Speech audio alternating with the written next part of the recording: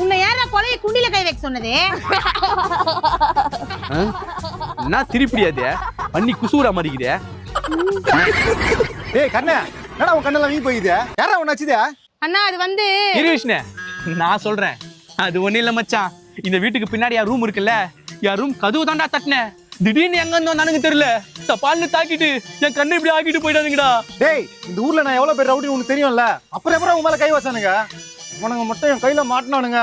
மச்சான் இப்ப கூட ஒண்ணும் பிரச்சனை இல்ல மச்சான், என் ரூம் கதவு கிட்ட தான் மச்சான் இருப்பானுங்க அவனுங்க. இப்ப என் கதவு மட்டும் தட்டு, அவனுங்க வெளியே வருவானுங்க, அவனுங்க வச்சு சா வச்சுட்டு மச்சாடிய.